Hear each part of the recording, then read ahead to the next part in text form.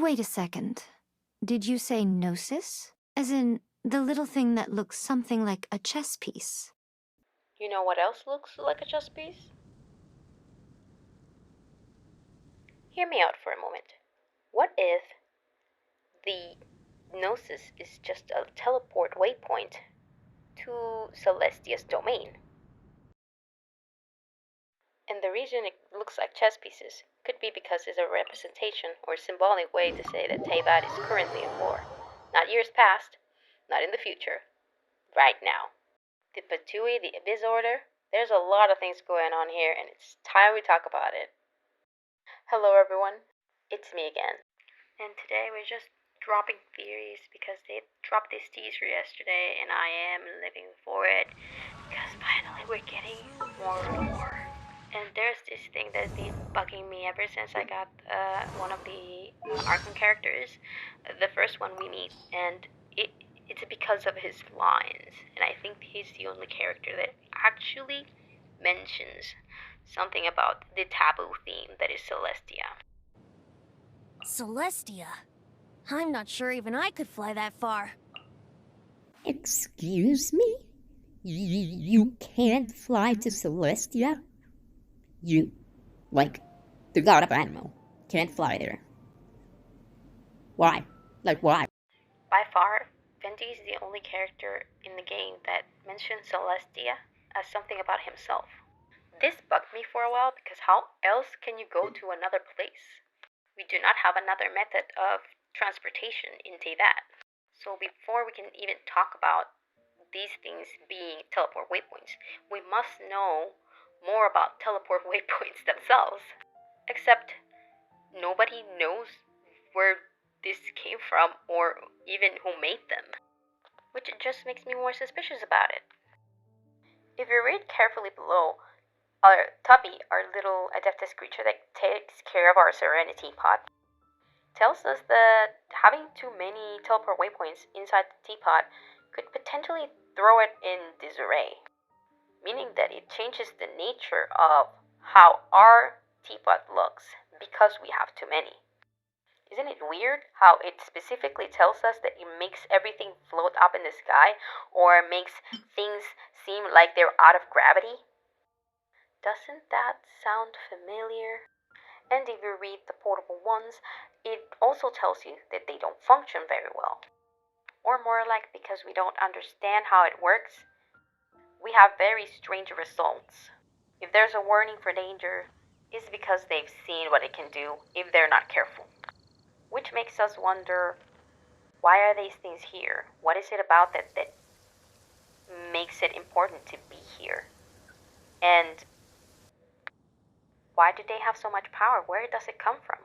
The fact that they heal, teleport, and respawn you, it rings bells. They look and work like ancient stuff, which again should ring warning bells. If you try to measure Celestia's distance to a real-world measure, Celestia's distance could be that of the distance we have to a moon, which means Celestia is not inside of Teyvat, but outside of Teyvat. Celestia could be another planet, and we can see it because it acts like a moon. Which is probably the reason why Venti can't fly to Celestia. If it's another planet, he probably needs a bit more power to cross from one planet to another. If there are teleport waypoints to the Serenity Pod and portable ones, what are the odds that Celestia has their own teleport waypoints?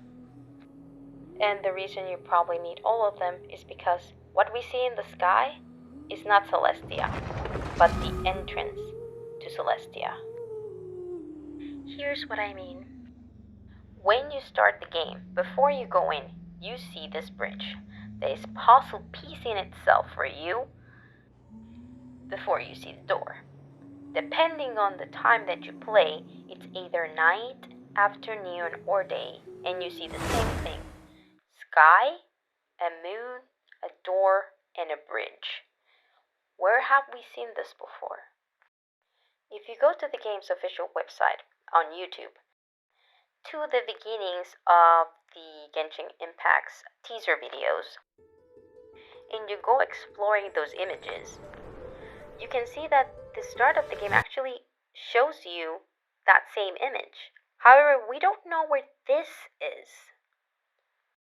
If you go to Dragonspine after opening the last domain in that location, and you go revisit the top of the mountain, you're gonna see this image. You won't be able to see this until you actually open the last domain, which is the one where you get the artifacts for all the prior characters. I'm not really sure if you can actually get here without any of the animal characters to actually fly here. But you can, if you have enough stamina, you can just, climb here. It's purely coincidence that I was able to catch this scene while I was recording, because this wasn't planned.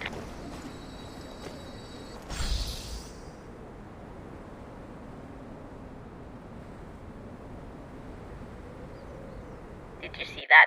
It just pinpointed to Celestia. And then we have Paimon here telling us this. So we had something that potentially worked as an elevator to the sky, and is destroyed.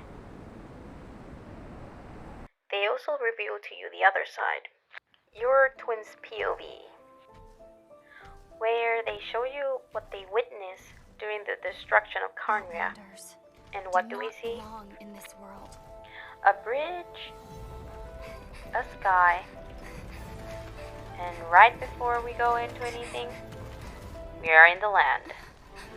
It's the exact same sequence. Where is this place?